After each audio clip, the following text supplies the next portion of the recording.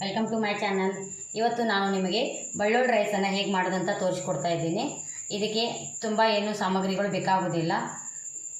Rice, ಆಮೇಲೆ ಬೆಳ್ಳುಳ್ಳಿ ಶುಂಠಿ ಪೇಸ್ಟು, ಮತ್ತು 1 ಟೀ ಸ್ಪೂನ್ ಮ್ಯಾಗಿ ಮಸಾಲ, ಅಚ್ಚ ಖಾರದ ಪುಡಿ, ರುಚಿಗೆ ತಕ್ಕಷ್ಟು ಉಪ್ಪು, ಚೂರು ಸಕ್ಕರೆ, ಬೇಕಾದವ್ರು ಸಕ್ಕರೆ ಹಾಕ್ಬೋದು, ಇಲ್ಲ ಸ್ಕಿಪ್ ಮಾಡ್ಬೋದು.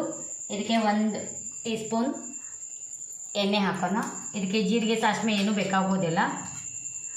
ಸ್ವಲ್ಪ ಎಣ್ಣೆ ಕಾದ್ಮೇಲೆ ಅದಕ್ಕೆ ಶುಂಠಿ ಬೆಳ್ಳುಳ್ಳಿ ಪೇಸ್ಟ್ ಸ್ವಲ್ಪ ಫ್ರೈ ಮಾಡ್ಕೊಳ್ಳಿ. ಇದು ಫ್ರೈ ಆದ ತಕ್ಷಣ ಅದಕ್ಕೆ ಸ್ವಲ್ಪ ಖಾರದ ಪುಡಿ,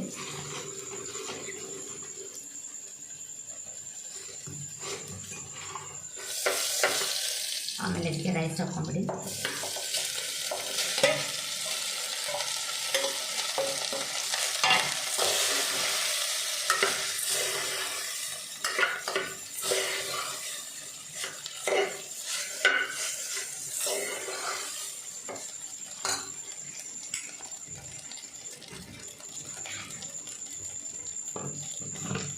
ರುಚಿಗೆ ತಕ್ಕಷ್ಟು ಉಪ್ಪು, ನಾನಿಲ್ಲಿ ಅರ್ಧ ಸ್ಪೂನ್ ಹಾಕ್ಕೊಳ್ತಾ ಇದ್ದೀನಿ. ಬೇಕಾದರೆ ಮತ್ತು ಸ್ವಲ್ಪ ಜಾಸ್ತಿ ಹಾಕ್ಕೊಳ್ಳಿ.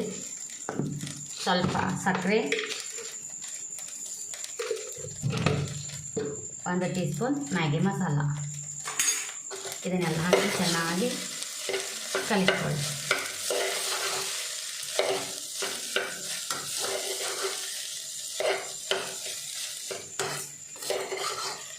ಇದು ಬೆಳಗ್ಗೆನೇ ಮಕ್ಕಳಿಗೆ ಟಿಫಿನಿಗೆ ಹಾಕಲಿಕ್ಕೆ, ಲಂಚ್ ಬಾಕ್ಸಿಗೆಲ್ಲ ಹಾಕಲಿಕ್ಕೆ ತುಂಬ ಟೇಸ್ಟಿಯಾಗಿರುತ್ತೆ ಮತ್ತು ಬೇಗನೇನೂ ಆಗುತ್ತೆ. ಒಂದೊಂದು ಸಲ ನಾವು ಟ್ರಾವೆಲ್ಸ್ ಮಾಡಿ ಬಂದಾಗ, ಸುಸ್ತಾದಾಗ, ಸಾಂಬಾರು ಮಾಡೋಕ್ಕೆ ಬೇಜಾರಾದಾಗ ಕೂಡ ಈ ರೀತಿಯಾದಂಥ ಬೆಳ್ಳುಳ್ಳಿ ರೈಸನ್ನು ಮಾಡ್ಕೊಳ್ಬಹುದು.